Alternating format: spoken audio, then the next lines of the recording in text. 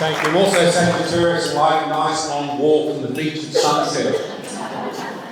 It's great to hear my good friend Ben Morton speak. Wonderful to see you in Patterson here with your good-looking husband, Harvey Norman. We was all shocked with computer electricals, right?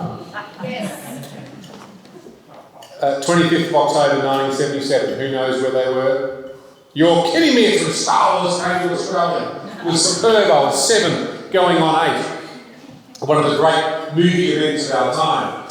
I love the bar room scene where they walk in there. You know, that whole room of misfits that make no sense and crazy people. That was what the Senate was like then, prior to the last election, when I was the Assistant Treasurer and Revenue Minister, having to negotiate with 9 crossbenchers, including people like Rod Cullerton and others, who were colourful and had different ideas on how any economy should run. So I feel your pain in dealing with the current crossbench. But can I say the current crossbench is a joy to behold compared to the barroom scene of pre-election.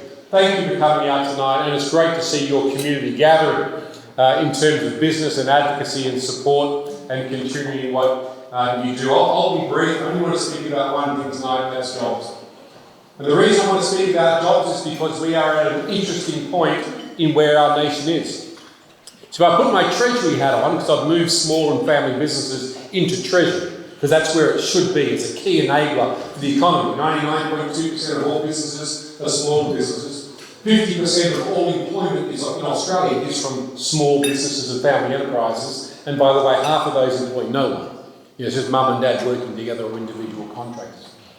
But we are at a crossroads when it comes to jobs, and I'll tell you why. And then I'll tell you how you and I need to work together on how we're going to deal with the crossroads and how we're going to take the path less trod. See, as a Treasury Minister, we always focus on 3 key things. Fiscal policy is the budget, the decisions that governments of the day make. They're important, fiscal policy, it's government decisions. The government's a fair part of the national economy. In fact, our tax rate as a proportion of GDP has a cap of 23.9%. So we're pretty substantial. But we've reached the edge of fiscal policy. We're winding back fiscal stimulus from our COVID-19 response, and this budget is a COVID response budget. As Ben said, we're not in ICU, but we're in recovery. So we have reached limits of what fiscal policy can do. Then there's monetary policy, Reserve Bank, that big lever that Dr. Philip Lower's got called interest rates. Well, he's put that on the floor and standing on it, rates at 0.1%. It's designed to drive consumption, business investment. We can't get any lower. Sure, some parts of Europe are in negative rates, but we're not going there because we think it's a bit silly. So we can't get monetary policy any lower. Where extent of fiscal policy, there's a third lever. It's called immigration. So, for example, Mr. Rudd, is responding to the GFC, made what I think was an excellent decision. In the following 2 years after his government's response to the GFC, he increased skilled migration by upwards of 350,000 each year.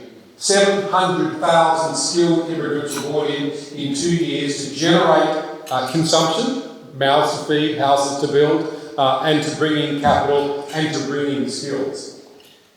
With borders closed, states and territories working together sensibly, that is off the table for 6 to 12 months.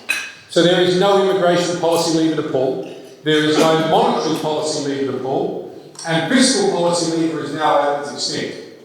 Welcome to modern Australia, a place that you have never seen like this before. For the last 200 years, we have built modern Australia on an Aboriginal heritage with imported capital and imported labour. That's what we've done. To state the facts, not a conversation starter. It just is. We can't do that for the now 6 to 12 months. Unemployment is screaming down, 5.6%. In the Hunter region, it's actually lower, it's got 4 in front of it. Although your youth unemployment is 14, higher than the national average of 11.8. So if we're going to drive a workforce in demand, highest job advertisements in 12 years, 289,000 jobs last month in the digital online jobs. We can't fill the workers we need. And we can't go overseas to get them. We have to jointly decide what we're going to do. Unemployment the growth in employment, so the lessening of unemployment, In the last 5 years, half of it has come from immigration. That's how we've solved our problem. We can't find the skill we want, we go to grab it from overseas. We've all done it. I used to run a big consulting firm, I did lots of it. It's not on the table. What is on the table is this: 1.16 million Australians on job seeker or youth allowance other. It's a really dumb name, youth allowance other. It's just youth allowance if you're 16 to 24 studying, youth allowance other, you're 16 to 22 not studying and not in a job. So 1.16 million on job seeker and youth allowance other. 122,000 young Australians on youth allowance other, 16 to 22, are not working and are not in training. And that is unacceptable. It's unacceptable to me, it's unacceptable to the government. So if we are going to grow our businesses together and government is going to serve Australians, we have to do it together. And we've now got to focus on skilling, training and employing 1.16 million Australians. Now, before we get really excited about it, because it's pretty exciting, let me give you some challenges. 170,000 of those Australians have been long-term unemployed for over 12 months. That's got to hurt your soul, yeah? So we're going to have to lean in a bit on how we're going to help them. 350,000 Australians are over the age of 50. I think that's an asset. If you're slightly older, I just turned 50. Remember, I was 7 when Star Wars came out. You've got skills, knowledge and experience. Great asset. And by the way, in the budget, there's $10,000 wage subsidy under the Restart program if you employ someone over the age of 50. And if you employed someone Indigenous and you employed someone young and if you employed someone long-term unemployed, the wage subsidy is $10,000. But there's 450,000 Australians with a partial disability. That does not mean they're not going to be a great Australian working. Being the former disability minister, I often say to employers, hiring an Australian with disability is about you and your workforce. That Australian will bring something to your workforce that you can be proud of and then get your staff to rise to the challenge of being better people. So these are the opportunities, but these are also the challenges. Now we're going to lean in. The government's going to partner with you, but we need you to give Australians a crack. Did I say you've got no choice because immigration leaders on the floor, so you actually can't go overseas anyway? If you want to grow, together we've got to hire 1.16 million Australians. That's the fishing pond. That's our pool of wonderful Australians. We're going to partner with you with a whole bunch, 7 of them, wage subsidies worth $10,000. There's a thing called the BAC, because we love TLAs, three-letter acronyms, yeah, in Australia, we always do that. A BAC, the Building Apprenticeship Commencements, we started that last year. We said, look, we'll cover 50% of the first year wage of an apprentice, which is $7,000 a quarter, $28,000 a year. That's what we'll cover, the Commonwealth, and you cover the other half. Good deal? We thought we'd get a take-up over 12 months of 100,000 in 5 months. So we uncapped it. It's now at 143,000. We expect it to get to 170,000 by September. We've just added 6 months onto it, which we think will get another 170,000. It's uncapped. We could, between March last year and March next year, the Commonwealth's happy to have 340,000 new apprenticeship starts. So if you're looking at apprenticeships, now's a great time. Commonwealth will back you in to give an Australian a crack at being an apprentice. We put together a thing called Job Trainer. It's a bit of a weird name. It's about how do we train Australians. There's a skills list. The Commonwealth and the states, we put in $500 million each to fully subsidise or majority subsidise literally the top 300 critical skills as determined by the National Skills Committee. 114,000 have already taken that up. We've rolled it over for another 12 months and we think there's another 163,000. So that's 340,000 apprentices, 114 plus 163, 177. That's 500,000 training places in apprenticeship starts or job trainer to help you out on employing Australians. We think unemployment's coming screaming down. We think it'll hit 5% into the year and it'll be into the 4s into March next year.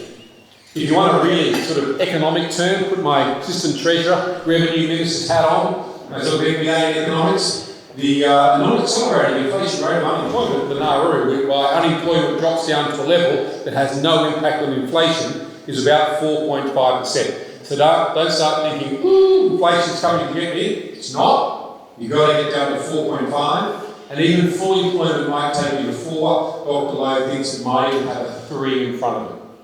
The bottom line is there is now a competition for skills. You're all going to feel it in your businesses. If you're not feeling it, you're about to. And if you don't, in your community, if we don't together start training staff, you know what you'll be forced to do? Steal each other's staff.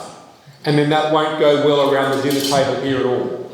So what I'm looking for is a joint commission or a joint commitment by all of us. Let's skill Australians. We've got a once-in-a-generation chance where we've got no choice. There's no immigration. We've got no choice but to train Australians. I think this is a crack of an opportunity to hone in homegrown and training. This morning we went to Corridon. Cracker. Carly was there. Dad started the business. Carly's running it. 80 staff, 8 apprentices. 3 of them started 2 weeks ago. And it was superb. So grab these kids. They're right, Callum. How did you get a job here? Oh, Dad was applying for a job, so he called Carly. Okay, good choice. And you, son, needed a job, so sort of knock on the door.